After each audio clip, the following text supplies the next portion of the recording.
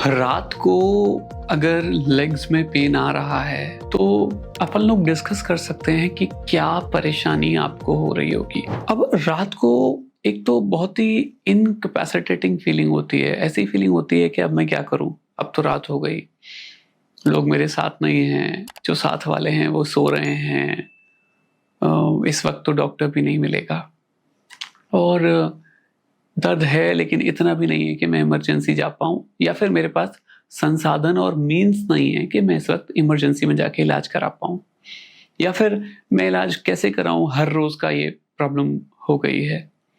तो अगर रात हो रही है, लेट नाइट हो रही है और दर्द इतना है कि आप सो नहीं पा रहे, तो हमें इस वीडियो में ये डिस्कस करना चाहिए कि इसके क्या क्या कारण हो सकते हैं और कैसे हम इसको ठीक कर सकते हैं। मैं और आप मिलके कुछ इम्पोर्टेंट बातों में डिस्कस करेंगे। रात के पेन के कुछ तो बहुत सिंपल कारण होते हैं। एक होता है RLS, रेस्टलेस लेग सिंड्रोम, जिसमें आप जब पैर मूव करते हो तो आराम मिल जाता है। और दूसरा होता है इलेक्ट्रोलाइट इम्बैलेंस। ये सिंपल कारण है जो रेयरली हो सकते हैं। अगर आपको रेस्टलेस लेग सिंड्रोम है तो आप मसाज कर सकते हैं और आप चाहें तो थोड़ा गर्म पानी लगा सकते हैं, थोड़ा गुनगुना पानी, गर्म तो नहीं, लगा सकते हैं, जिससे कि वार्म बाथ अगर होगी तो उसे आपको आराम मिलेगा और RLS कम हो जाएगा। और दूसरा, आपको अगर इलेक्ट्रोलाइट इम्बैलेंस हो रहा है तो ऐसे केसेस में आप एक बार अपने इलेक्ट्रोलाइट्स टेस्ट कराएं और चेक करें कि इलेक्ट्रोलाइट इम्बैलेंस क्यों है। आप ज़्यादा खेल लिए हैं, या आपको ज़्यादा स्वेटिंग हुई है, या आपका जो इलेक्ट्रोलाइट इनटेक है वो पूरा नहीं है, और यदि ऐसा है तो डॉक्टर से मिलकर उसको करेक्ट कर सकते हैं। क्रैम्पिंग वाली फीलिंग इसमें आती है। ये सिंपल कॉजेज हैं। अब हम स्पेशलाइज्ड कॉजेज की बात करते हैं और इनको हम विभाजित करेंगे 3 तरीके से। तो टोटल 4 हो गए। एक जनरल कॉजेज, जिसमें से मैंने 2 आपको बता दिए, रेस्टलेस लेग सिंड्रोम, और दूसरा हमारा बेसिकली इस बात को देखना कि जो रेगुलरली आपका इलेक्ट्रोलाइट है वो कहीं कम या ज़्यादा तो नहीं हो रहा। तो RLS और इलेक्ट्रोलाइट इम्बैलेंस जनरल कॉजेज में आ गए। अब इसके बाद आते हैं वैस्कुलर कॉजेज।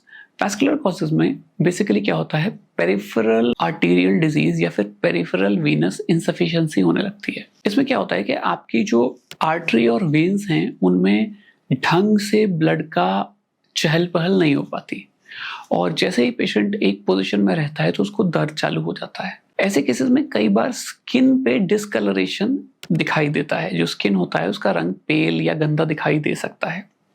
और ऐसे केसेस में जब भी पेशेंट खड़ा होता है या थोड़ा मूवमेंट करता है तो उसे आराम मिल जाता है।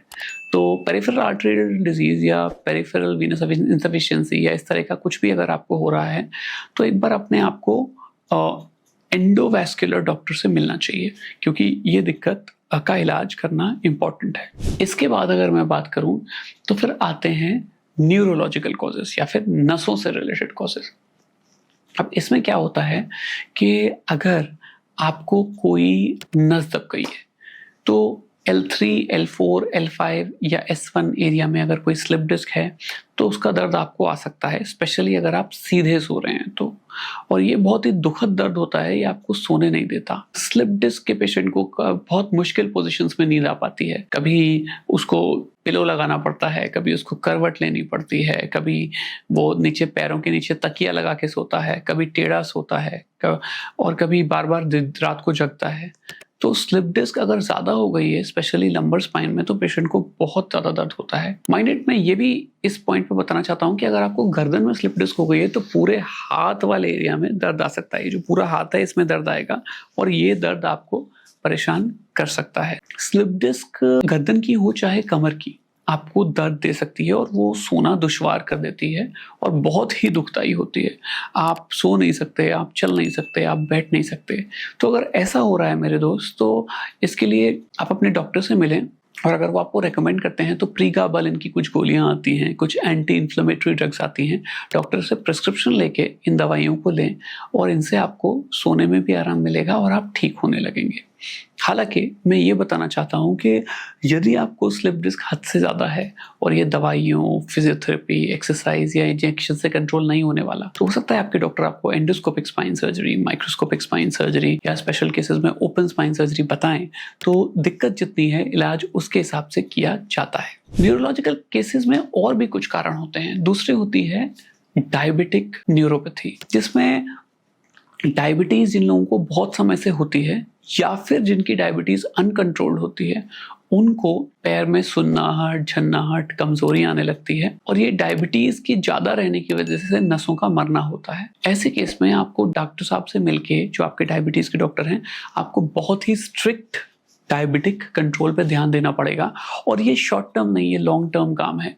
आप शॉर्ट टर्म के लिए कुछ दवाइयाँ अपने डॉक्टर से ले सकते हैं नस के दर्द को कम करने के लिए, लेकिन वो पूर्णतः ठीक नहीं होगा जब तक शुगर लंबे समय तक पूर्ण रूप से कंट्रोल नहीं रहेगी। मैं आपसे चाहता हूं कि आप धीरज से काम लें अगर आपको डायबिटीज है तो, और अपने डायबिटीज के डॉक्टर से मिलकर इसका इलाज कराएं। इसमें स्पाइन सर्जन पे जाने के लिए कोई भी काम नहीं है, स्पेशली अगर आपका शुगर बहुत हाई है तो। इसके अलावा स्मॉल फाइबर न्यूरोपैथी भी होती है, जिसमें पेशेंट को कोई वायरल इन्फेक्शन हुआ है, तो उस केस में भी पेशेंट को सिम्टम्स इस तरीके के पैरों में दर्द वाले आ सकते हैं। और इसके लिए वायरल इन्फेक्शन तो ठीक हो जाता है, लेकिन न्यूरोपैथी काफ़ी दिन तक रहती है, वो धीरे धीरे से जाती है। तो अगर आपको कोई स्लिप डिस्क है, कोई सियाटिका है, या आपके हाथों में कोई रेडिकुलोपैथी आ रही है, तो इसके लिए ज़रूरी है कि अपने डॉक्टर से मिलकर दवाई लें। पोस्चर और स्पाइनल एक्सरसाइजेस भी अपने डॉक्टर के हिसाब से करें, और मैं सोचता हूँ धीरे धीरे आपको आराम ज़रूर मिल जाएगा, आप ठीक हो जाएंगे। तो डरे नहीं, इलाज की तरफ अग्रसर हों।